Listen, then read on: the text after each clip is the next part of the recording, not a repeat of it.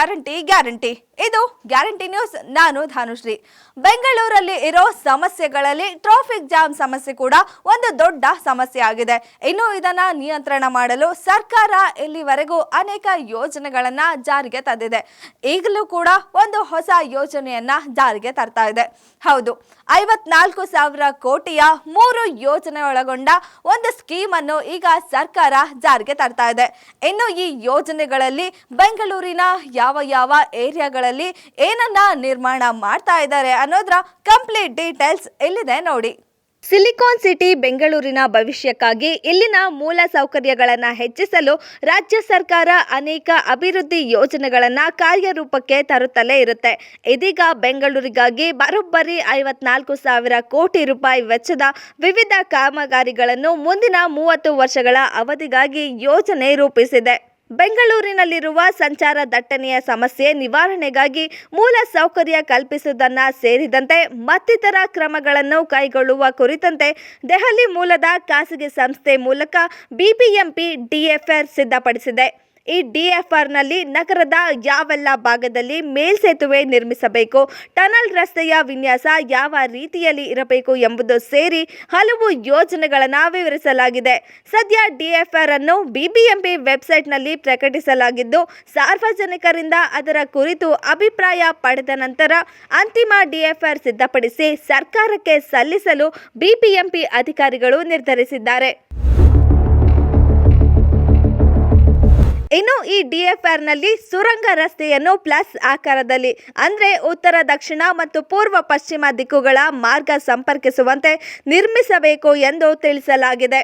16 ಮೇಲ್ಸೇತುವೆಗಳು, under pass ಹಾಗೂ 2 double decker corridor ಸುರಂಗ ರಸ್ತೆ ನಿರ್ಮಿಸಲು ಮುಂದಾಗಿದೆ.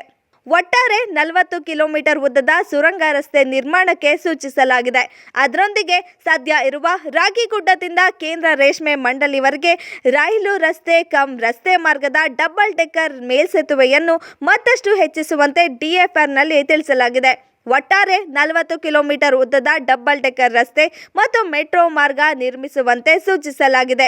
ಜೊತೆಗೆ ನಗರದ ವಿವಿಧ ಜಂಕ್ಷನ್ ಮತ್ತು ರಸ್ತೆಗಳಲ್ಲಿ 109 ಕಿಲೋಮೀಟರ್ ಉದ್ದದ ಮೇಲ್ಸೇತುವೆ ನಿರ್ಮಾಣಕ್ಕೆ ಪ್ರಸ್ತಾಪಿಸಲಾಗಿದೆ. ಇನ್ನು ಈ ಯೋಜನೆಯಲ್ಲಿರುವ ಕಾಮಗಾರಿಗಳನ್ನು ಎಲ್ಲೆಲ್ಲಿ ನಡೆಸ್ತಾರೆ ಅನ್ನೋದನ್ನ ನೋಡೋದಾದ್ರೆ, ಕೋಣಂಕುಂಟೆ ಕ್ರಾಸ್ನಿಂದ ಬನಶಂಕರಿವರೆಗೆ ಕೆಳ ಮತ್ತು ಮೇಲ್ಸೇತುವೆಗಳ ನಿರ್ಮಾಣ, ಮೆಜೆಸ್ಟಿಕ್ ಬಳಿ ಇರುವ ಆನಂದರಾವ್ ವೃತ್ತದ ಬಳಿಯ ಮೇಲ್ಸೇತುವೆಯನ್ನು ಕೆಆರ್ ವೃತ್ತದವರೆಗೆ ವಿಸ್ತರಣೆ ಮಾಡುವುದು, ಕನಕಪುರ ರಸ್ತೆಯಲ್ಲಿರುವ ಆನಂದ ಭವನ ರಘುವನಹಳ್ಳಿವರೆಗೆ ಮೇಲ್ಸೇತುವೆಯನ್ನ ನಿರ್ಮಾಣ ಮಾಡೋದು, ಮಡಿವಾಳ ಕೆಳ ಸೇತುವೆಯನ್ನು ಸಂಚಾರ ಪೊಲೀಸ್ ಠಾಣೆ ಜಂಕ್ಷನ್ವರೆಗೆ ವಿಸ್ತರಣೆ ಮಾಡೋದು, ಹೊಸೂರು ರಸ್ತೆಯಿಂದ ಶೋಲೆ ವೃತ್ತದವರೆಗೆ ಎಲಿವೇಟೆಡ್ ಕಾರಿಡಾರ್ ನಿರ್ಮಾಣ, ಕೆಂಪೇಗೌಡ ಅಂತಾರಾಷ್ಟ್ರೀಯ ವಿಮಾನ ನಿಲ್ದಾಣದಿಂದ ಯಲಹಂಕ ನವನಗರದವರೆಗೆ ಎಲಿವೇಟೆಡ್ ಕಾರಿಡಾರ್, ಹೀಗೆ ಅನೇಕ ಕಡೆ ಫ್ಲೈಓವರ್, ಅಂಡರ್ ಪಾಸ್ ಹಾಗೆ ಡಬಲ್ ಡೆಕ್ಕರ್ ಫ್ಲೈಓವರ್ಗಳ ನಿರ್ಮಾಣಕ್ಕಾಗಿ ಸರ್ಕಾರ ಮುಂದಾಗಿದೆ. ಇನ್ನು ಈ ಕಾಮಗಾರಿಗಳಿಂದ ಜನರಿಗೆ ಉಂಟಾಗುವ ಸಮಸ್ಯೆಗಳ ಪರಿಹಾರಕ್ಕಾಗಿ ಬಸ್ಗಳ ನಿಲುಗಡೆ ತಾಣ ಹಾಗೂ ನಿಲ್ದಾಣಗಳನ್ನು ಮತ್ತೆ ಬದಲಿಸೋದು, ಫುಟ್ಪಾತ್ಗಳಲ್ಲಿ ಇರುವ ತೊಡಕುಗಳನ್ನು ತೆರವು ಮಾಡುವುದು, ರಸ್ತೆಗಳನ್ನು ವಿಸ್ತರಿಸುವುದು ಸೇರಿದಂತೆ ಹಲವು ಪರಿಹಾರಗಳನ್ನು ಕೂಡ ಈ ವರದಿಯಲ್ಲಿ ತಿಳಿಸಲಾಗಿದೆ. ನೋಡಿದ್ರಿಯಲ್ಲ, ಬೆಂಗಳೂರಲ್ಲಿ ಇರೋ ಟ್ರಾಫಿಕ್ ಜಾಮ್ ಸಮಸ್ಯೆಯನ್ನ ನಿಯಂತ್ರಣ ಮಾಡಲು ಈಗ ಸರ್ಕಾರ 54,000 ಕೋಟಿಯ ಸ್ಕೀಮ್ ಅನ್ನ ಜಾರಿಗೆ ತರ್ತಾ ಇದೆ.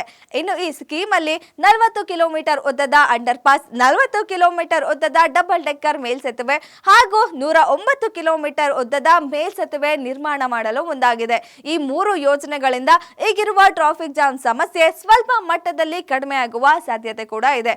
ಇನ್ನು ಈ 3 ಯೋಜನೆಗಳ ಪ್ರಸ್ತಾವನೆ ನಡೀತಿದ್ದು ಸದ್ಯದಲ್ಲೇ ಜಾರಿಯಾಗುವ ಸಾಧ್ಯತೆ ಕೂಡ ಇದೆ. ಇದಾಗಿತ್ತು ಈ ಹೊತ್ತಿನ ಸ್ಪೆಷಲ್ ಸ್ಟೋರಿ. ಇನ್ನಷ್ಟು ಸುದ್ದಿಗಾಗಿ ನೋಡ್ತಾ ಇರಿ ಗ್ಯಾರಂಟಿ ನ್ಯೂಸ್. ಸುದ್ದಿ ಖಚಿತ, ನ್ಯಾಯ ನಿಶ್ಚಿತ. ಗ್ಯಾರಂಟಿ ನ್ಯೂಸ್, ಸುದ್ದಿ ಖಚಿತ, ನ್ಯಾಯ ನಿಶ್ಚಿತ.